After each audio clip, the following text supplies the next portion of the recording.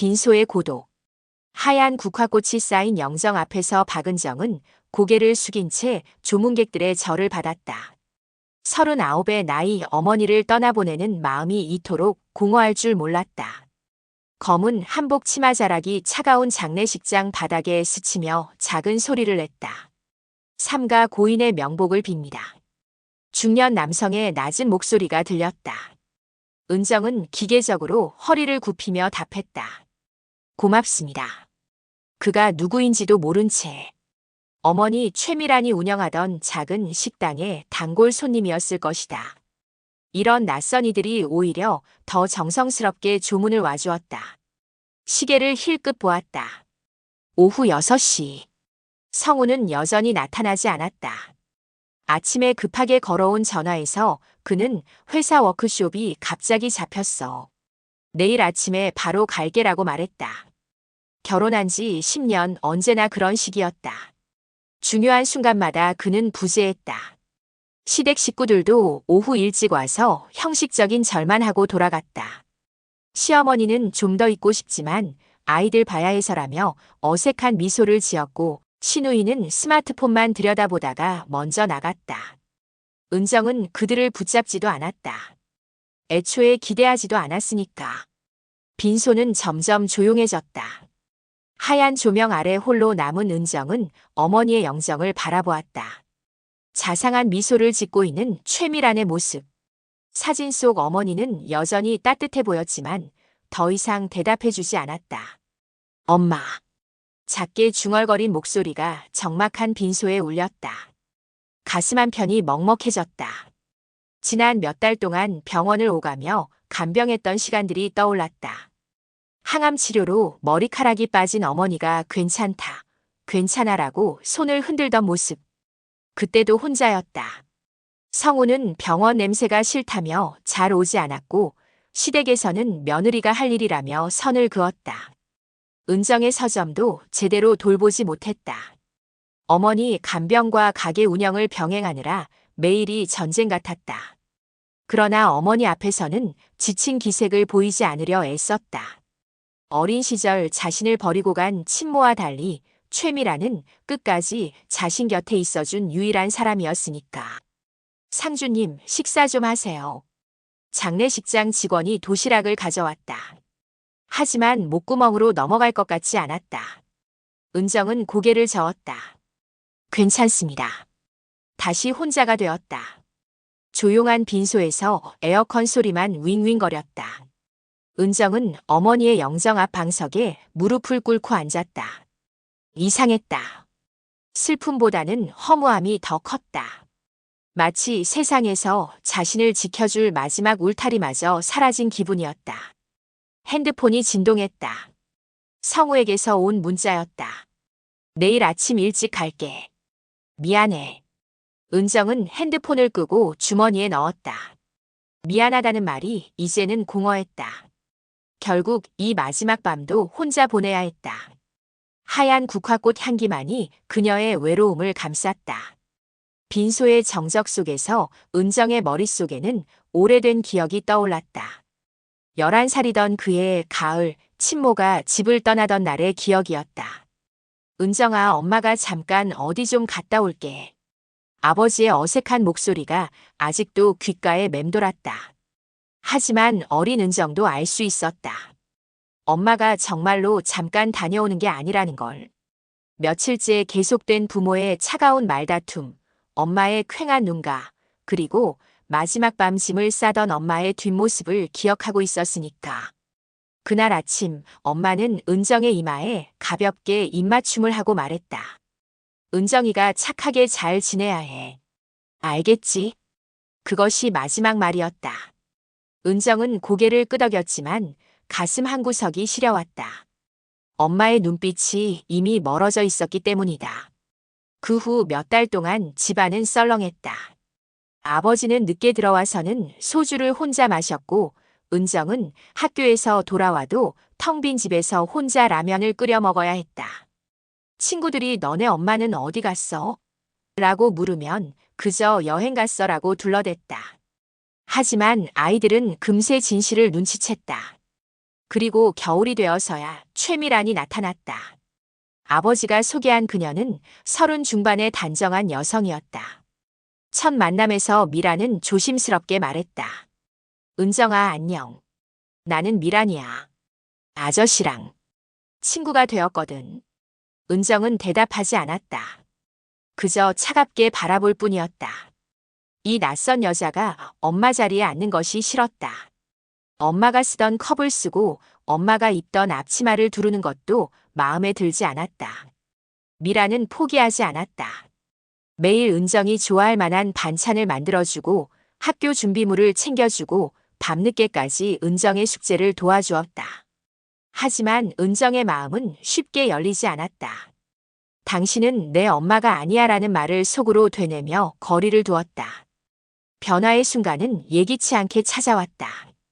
중학교 1학년이 된 어느 날 은정은 학교에서 심한 따돌림을 당했다. 같은 반 아이들이 엄마도 없는 애라며 놀려댔고 급식 시간에는 아무도 옆에 앉아주지 않았다. 화장실에서 혼자 울고 있던 은정을 발견한 건 담임 선생님이었다. 집으로 돌아온 은정은 참았던 울음을 터뜨렸다. 미라는 놀라며 달려와 은정을 안아주었다. 무슨 일이야? 왜 울어? 아이들이 나한테 엄마가 없다고 놀려요. 은정의 목소리는 흐느끼느라 떨렸다. 그때 미란이 은정의 어깨를 꼭 감싸며 말했다. 그런 말 하지 마. 넌 엄마가 있어. 내가 있잖아. 하지만 언니는 내 진짜 엄마가 아니잖아요. 진짜 엄마가 뭔데? 미란의 목소리가 단호했다. 널 사랑하고 내가 아플 때 걱정하고 내가 기쁠 때 함께 웃어주는 게 진짜 엄마 아닐까? 은정아, 넌 내 딸이야. 내가 널 낳지는 않았지만 널 키우고 사랑하는 건 나야. 그 순간 은정의 마음에 무언가가 스르르 녹아내렸다. 미란의 품은 따뜻했고 그녀의 목소리에는 진심이 담겨 있었다. 처음으로 은정은 새엄마가 아닌 엄마라는 존재를 느꼈다. 엄마. 작은 목소리로 중얼거린 그 한마디가 두 사람의 진짜 시작이었다. 비가 내리던 그날 밤 은정의 세상이 다시 한번 무너져 내렸다. 병원 응급실의 차가운 형광등 아래 미라는 남편의 차가워진 손을 꼭 잡고 있었다. 교통사고는 순식간이었다. 퇴근길에 신호를 기다리던 아버지의 차량에 음주운전자가 들이받았고 그는 의식을 잃은 채 병원으로 실려왔지만 결국 숨을 거두고 말았다. 아빠. 은정은 아버지의 얼굴을 바라보며 작은 목소리로 불렀다. 하지만 아무런 대답이 돌아오지 않았다. 옆에서 동생 민수가 엄마 품에 안겨 훌쩍거리고 있었다. 겨우 6살이었던 민수는 아직 죽음이 무엇인지도 제대로 이해하지 못하는 듯했다. 장례를 치르는 며칠 동안 미라는 마치 꿈을 꾸는 사람처럼 멍하니 지내다가도 갑자기 현실을 깨닫고는 오열을 터뜨리곤 했다. 그녀의 어깨는 점점 더 구부정해졌고 얼굴에는 깊은 그림자가 드리워졌다. 이제 어떻게 살아야 하지? 빈소에서 돌아온 밤 미라는 두 아이를 재우고 나서 혼자 중얼거렸다. 남편이 다니던 공장에서는 약간의 위로금을 주었지만 그것으로는 세 식구가 살아가기에 턱없이 부족했다. 미라는 새벽부터 밤늦게까지 온갖 일을 했다. 식당에서 설거지를 하고 시장에서 채소를 다듬고 남의 집 청소까지 마다하지 않았다. 하지만 아무리 악착같이 일해도 생활은 나아지지 않았다. 집세는 밀렸고 아이들에게 제대로 된 끼니를 챙겨주는 것조차 버거웠다. 엄마, 배고파요. 어느 날 저녁 민수가 작은 목소리로 말했다. 냉장고는 텅 비어 있었고 쌀독에도 밑바닥이 보이고 있었다. 은정이 동생의 머리를 쓰다듬으며 조금만 기다려. 엄마가 뭔가 만들어줄 거야라고 위로했지만 미란의 눈에는 눈물이 고였다. 그로부터 몇 주 후 미란은 결국 견디기 어려운 결정을 내려야 했다. 이모부가 운영하는 다른 도시의 공장에서 일자리를 제안받았던 것이다. 하지만 기숙사는 성인 1명만 들어갈 수 있었고 아이들을 데려갈 수 없다는 조건이었다. 은정아. 미라는 딸을 불러 앉혔다. 엄마가 엄마가 잠깐 다른 곳에서 일을 해야겠어. 돈을 벌어서 다시 돌아올 테니까. 12살이었던 은정은 엄마의 말 속에 숨겨진 진실을 어렴풋이 느꼈다. 그것이 단순한 출장이 아니라는 것을, 어쩌면 오랜 이별이 될 수도 있다는 것을 말이다. 민수는 어떻게 해요? 은정이 떨리는 목소리로 물었다. 민수는 외할머니 댁에 맡기고 너는 고모네 집에서 지내야 할 것 같아. 미라는 딸의 얼굴을 똑바로 보지 못하고 고개를 숙였다. 떠나는 날 미라는 은정의 손을 꼭 잡고 말했다. 엄마가 꼭 돌아올게. 조금만 참아줘. 버스 뒷창으로 멀어져가는 엄마의 모습을 바라보며 은정은 가슴속 깊은 곳에서 무언가 부서지는 소리를 들었다. 아버지에 이어 이제 엄마마저 떠나는 것이었다. 12살 소녀에게는 너무나도 무거운 현실이었다. 고모네 집에서의 생활은 쉽지 않았다. 고모는 친절했지만 자신만의 가정이 있었고 은정은 언제나 얹혀 사는 신세라는 것을 잊을 수 없었다. 밤이면 베개에 얼굴을 묻고 엄마를 그리워했다. 그렇게 은정의 마음속에는 깊은 상처가 자리 잡았다. 아버지의 갑작스러운 죽음과 엄마의 떠남. 그 두 상실은 그녀의 가슴에 지워지지 않는 그리움으로 남게 되었다. 재회의 순간. 27회라는 세월이 흘렀다. 39이 된 은정은 어느새 간호사가 되어 시립병원에서 근무하고 있었다. 하루하루 바쁘게 살아가면서도 가슴 한편에는 언제나 빈 공간이 있었다. 엄마에 대한 그리움과 원망이 뒤섞인 채워지지 않는 공허함이었다. 그날도 여느 때와 다름없는 오후였다. 은정은 종양내과 병동을 돌며 환자들의 상태를 확인하고 있었다. 307호 병실에 새로 입원한 환자의 차트를 확인하려다 멈칫했다. 최미란, 여 66세. 이름을 보는 순간 가슴이 철렁했다. 흔한 이름이라고 스스로를 달래며 병실 문을 열었지만 침대에 누워있는 여인을 본 순간 은정의 다리에 힘이 빠졌다. 엄마. 작게 중얼거린 그 말이 병실에 울려 퍼졌다. 침대에서 창밖을 바라보고 있던 미란이 천천히 고개를 돌렸다. 순간 두 사람의 시선이 마주쳤다. 은정이.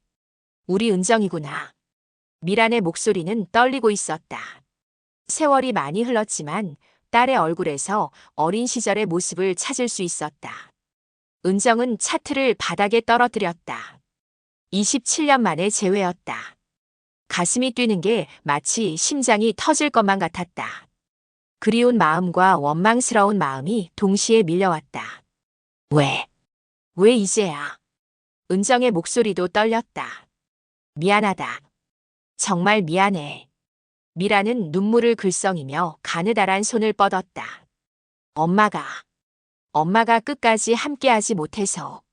차트를 통해 은정은 엄마의 상태를 알 수 있었다. 췌장암 사기. 이미 다른 장기로 전이가 진행된 상태였고 의사는 3개월 정도의 시간을 남겨두고 있다고 했다. 언제부터 아프셨어요? 은정은 간신히 목소리를 낮추며 물었다. 반년 전쯤. 처음엔 소화가 안 되는 줄만 알았어. 혼자 살다 보니 제대로 챙겨 먹지도 않았고. 미란이 쓴웃음을 지었다. 너희들 찾고 싶었지만 이런 모습으로 나타날 용기가 없었어. 은정은 엄마의 깡마른 손을 바라봤다. 예전에 자신의 머리를 쓰다듬어 주던 그 따뜻한 손이 이제는 뼈만 앙상하게 남아있었다. 민수는 어떻게 지내? 미란이 조심스럽게 물었다. 결혼해서 부산에 살아요. 아이도 둘 있고. 은정은 잠시 망설였다가 덧붙였다. 엄마를 많이 찾았어요. 그 말에 미란의 눈에서 큰 눈물이 떨어졌다. 그날 이후 은정은 근무가 끝나면 매일 엄마의 병실을 찾았다.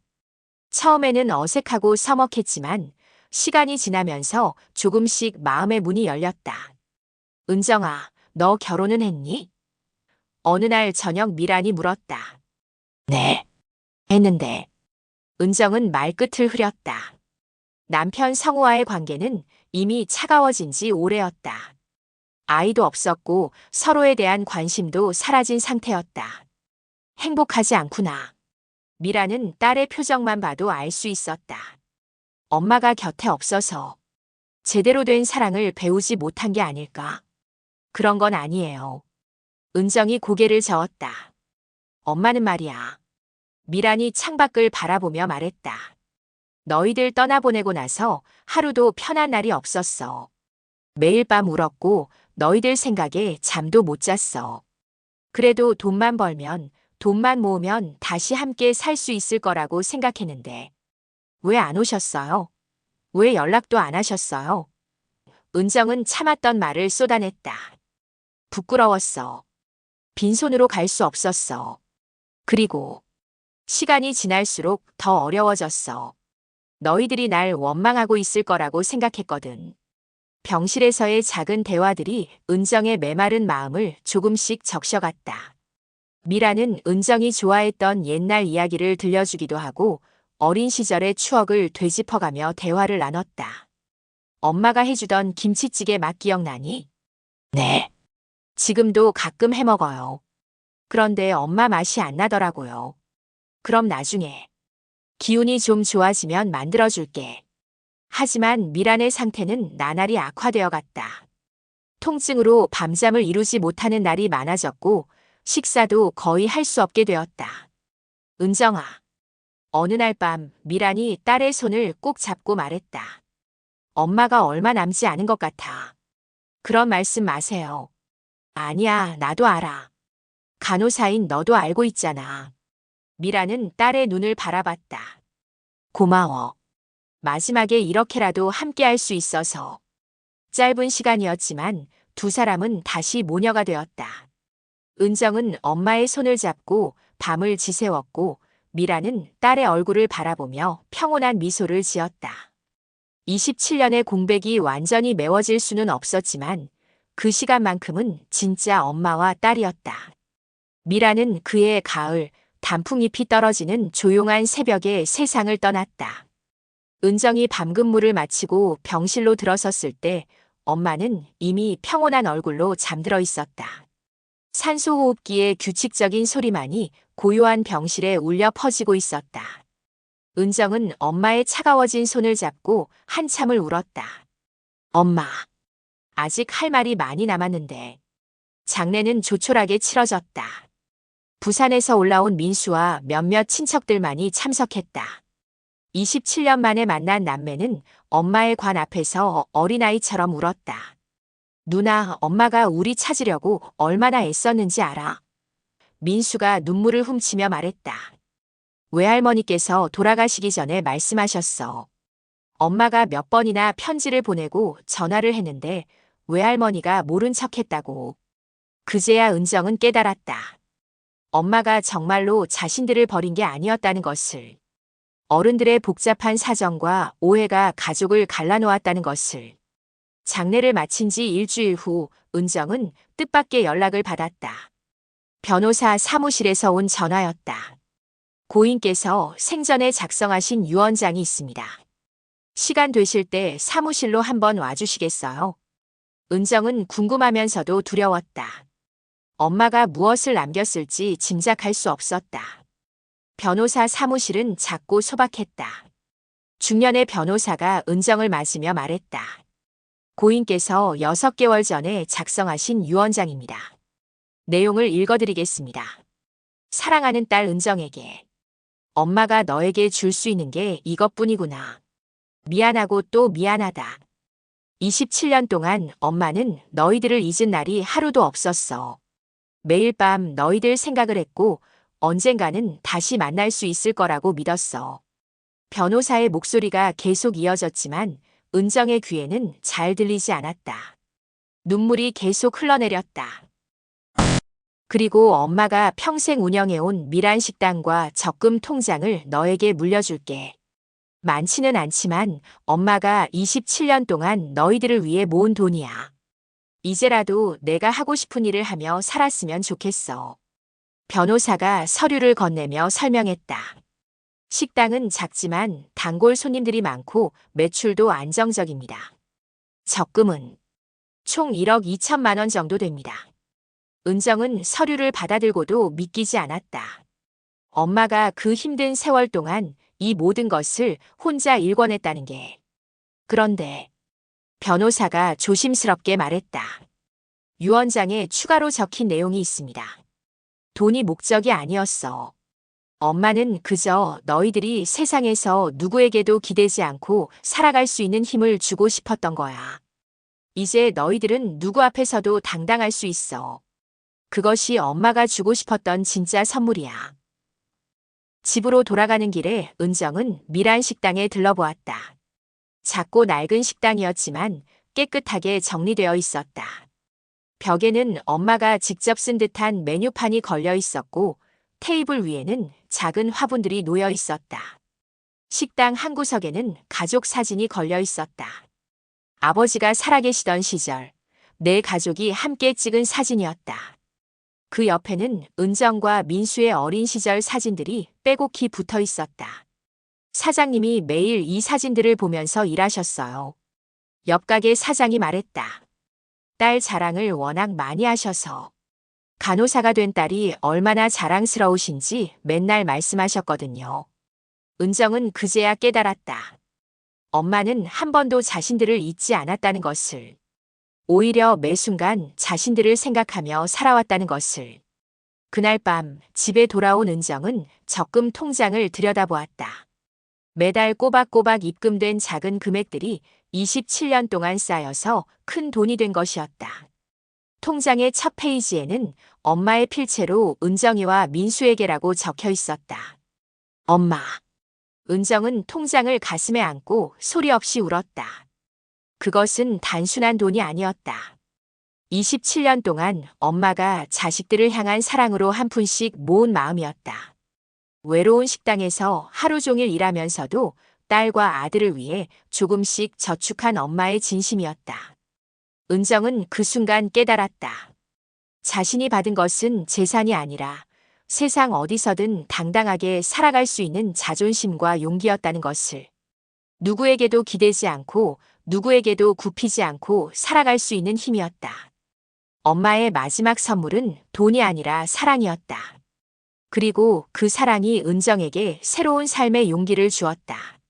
엄마의 유산 소식은 생각지도 못한 곳에서 파문을 일으켰다. 1억이 넘는다고? 정말로? 남편 성우의 목소리에는 믿을 수 없다는 기색이 역력했다. 그리고 그 다음 순간 그의 태도가 180도 바뀌었다. 은정아, 그동안 내가 좀 소홀했지. 미안해. 이제부터는 정말 잘할게. 성우는 갑자기 다정한 남편 행세를 하기 시작했다. 퇴근하면 꽃을 사오고 주말에는 데이트를 하자고 졸랐다. 하지만 은정의 마음은 이미 차가워진 지 오래였다. 7년 동안의 결혼 생활에서 성우는 한 번도 은정의 마음을 헤아리려 하지 않았다. 술을 마시고 들어와서는 화를 내기 일쑤였고 은정이 힘들어할 때도 외면했다. 아이가 없다는 이유로 은정을 탓하기도 했다. 여보, 이번 기회에 집도 바꾸고 새로 시작해보자. 그리고 아이도 다시 생각해보고. 성우가 은정의 어깨에 손을 얹으며 말했다. 은정은 그 손을 조용히 밀어냈다. 성우 씨. 은정이 남편의 이름을 불렀다. 여보라고 부르지 않은 건 오랜만이었다. 왜 갑자기 이름으로? 성우가 당황했다. 당신은 내 곁에 없었어요. 은정의 목소리는 단호했다. 내가 엄마를 그리워할 때도, 혼자 아파할 때도, 외로워할 때도 당신은 한 번도 내 편이 되어주지 않았어요. 그게 무슨... 성우가 변명하려 했지만 은정이 말을 막았다. 지금도 마찬가지예요. 당신이 관심을 보이는 건 저가 아니라 제가 받은 돈이잖아요. 성우의 얼굴이 붉어졌다. 그런 게 아니야. 정말로 우리 다시 시작하고 싶어서. 거짓말하지 마세요. 은정이 일어서며 말했다. 저는 이제 당당하게 살 거예요. 누구에게도 기대지 않고 누구 눈치도 보지 않고요. 그날 밤 은정은 짐을 쌌다. 가져갈 것도 많지 않았다. 옷가지와 몇 권의 책, 그리고 엄마의 유품들 뿐이었다. 정말 나가려고? 성우가 방문 앞에 서서 물었다. 네. 이혼 서류는 변호사를 통해 보내드릴게요. 미친 거 아니야? 그 돈 때문에 이러는 거지. 그럼 반반 나누면 되잖아. 은정이 성우를 바라봤다. 7년의 결혼 생활이 그에게는 재산 분할의 대상일 뿐이었다. 그 돈은 제 엄마가 27년 동안 저를 위해 모아주신 거예요. 당신과는 상관없어요. 성우가 문을 막으며 소리쳤다. 어디 가서 혼자 뭘 할 수 있다고. 너 같은 여자가. 은정이 처음으로 웃었다. 비웃음이 아닌 진짜 미소였다. 해볼게요. 어디까지 갈 수 있는지. 다음 날 은정은 병원에 사직서를 제출했다. 동료들은 모두 만류했다. 은정아, 요즘 취업이 얼마나 어려운데. 안정된 직장을 왜 그만둬? 선배 간호사가 걱정스럽게 말했다. 새로운 일을 해보고 싶어요. 무슨 일? 엄마가 물려주신 식당을 운영해 볼 생각이에요. 사실 은정도 확신이 서지 않았다. 지금까지 간호사로만 살아온 자신이 과연 식당을 제대로 운영할 수 있을까? 하지만 미란 식당에 들어서는 순간 묘한 안정감이 찾아왔다. 엄마의 흔적이 곳곳에 남아있는 이곳에서 새로운 시작을 하고 싶었다. 첫 주는 정말 힘들었다.